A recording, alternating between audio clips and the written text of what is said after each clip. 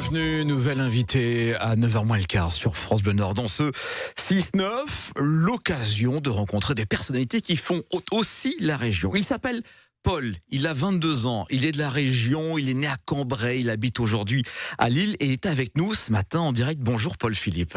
Bonjour Pascal. Vous êtes notre invité aujourd'hui parce que on s'est arrêté la semaine dernière sur votre compte Instagram et sur votre compte TikTok. Il s'appelle Gistoria et donc vous avez décidé à 22 ans de parler de ces femmes que l'on connaît peu et qui pourtant ont marqué l'histoire. Paul, racontez-nous un petit peu pourquoi vous, garçon, 22 ans, vous intéressez à cette cause.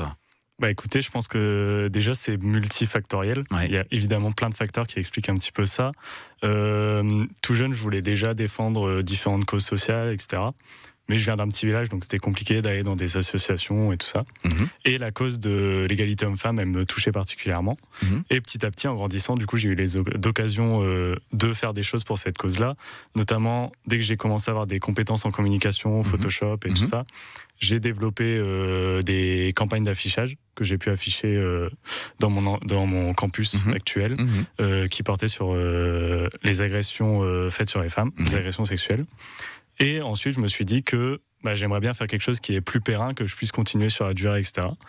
Et j'ai réfléchi, je me suis dit, tiens, je veux faire quelque chose sur l'égalité homme-femme. Ouais. J'aime bien l'histoire, autant combiner les deux.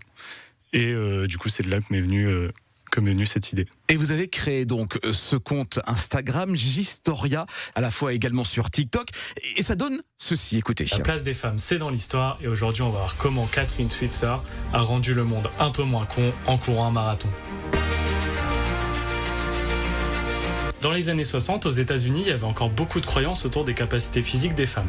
Comme celle-ci, par exemple, je cite, « Une femme trop sportive risque de se retrouver avec de grosses jambes, la poitrine velue et l'utérus qui descend. » Vous comprendrez aisément que je me passerai de commentaires. Bon Catherine Switzer, ce genre de croyance, ça l'emmerde parce que elle a envie de courir le marathon. Et cette envie, elle est d'autant plus forte depuis que Roberta Gibb a participé au marathon de Boston en 1966. Et bien sûr, vous racontez un petit peu l'histoire de cette femme. Alors, ce sont des femmes qui marquent l'histoire, mais qui sont un peu méconnues. Et c'était ça que vous vouliez mettre au goût du jour, c'est ça, Paul, hein? Exactement. Ouais. Je me suis dit que refaire une énième vidéo sur Simone Veil ou quoi, c'était pas forcément... j'avais pas forcément une expertise particulière à apporter.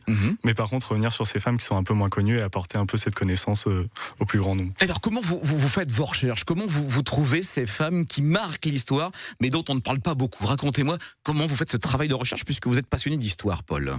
Les 4 premières femmes que j'ai pu aborder sur le compte, ça vient d'un livre qui s'appelle « Les 60 femmes qui ont marqué l'histoire », qui m'a été prêté par ma maître d'apprentissage, Alissa, que j'embrasse si jamais elle nous écoute.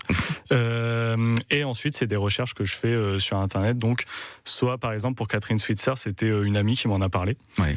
Et après, le reste, c'est des recherches sur Internet et j'essaie de trouver des femmes qui m'inspirent moi en premier et après avec qui je peux raconter l'histoire. Ça peut être des sportives évidemment, ça peut être des femmes de science, des femmes d'histoire également. Est-ce que vous trouvez que votre génération, puisque je rappelle que vous avez 22 ans, ne s'intéresse pas assez à cette cause ou alors c'est fait de manière parfois un petit peu culpabilisante?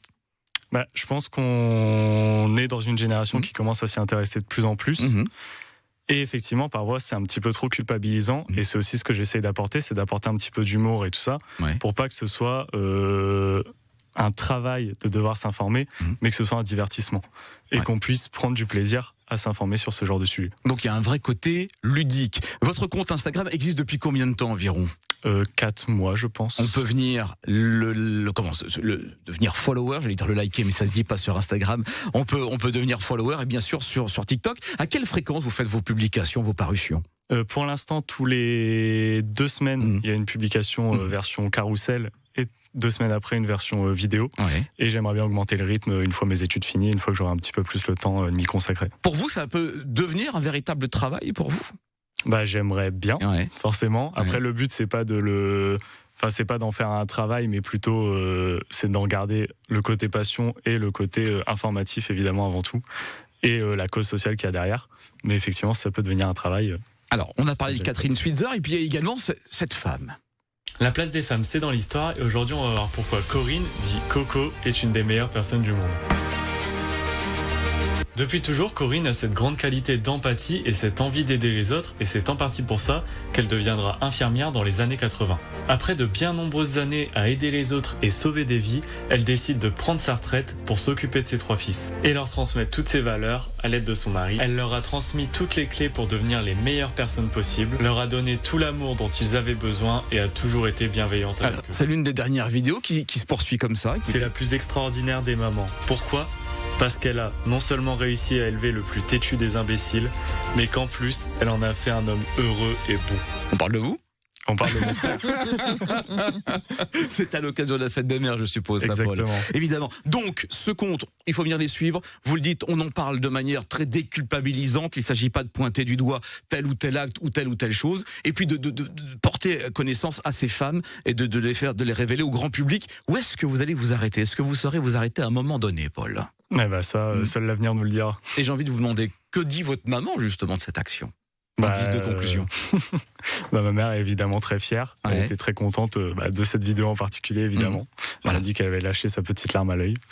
Et aujourd'hui, c'est grâce à toi que je sais prendre du recul et relativiser par rapport aux différentes difficultés qu'on rencontre au cours de notre vie. Allez, je vous conseille ce compte Instagram, Gistoria, G-Y-S-T-O-R-I-A. Vous racontez l'histoire des femmes. Paul Philippe, c'est sur TikTok, c'est sur Instagram, c'est drôlement bien fait. C'était notre coup de cœur aujourd'hui. Continuez justement à vous engager dans cette cause comme cela, et puis ça ouvrira certainement les yeux de beaucoup de garçons ou d'autres, évidemment. Merci beaucoup, Paul Philippe, d'avoir été ce matin avec nous sur France Bleu Nord. Merci beaucoup à vous. À très bientôt. Prochaine femme, allez, donnez-moi. Donnez-moi le nom. Pas encore. Vous cherchez, vous faites. Je vous conseille Pascal Thiebold. J'y penserai. À votre gauche. 8h.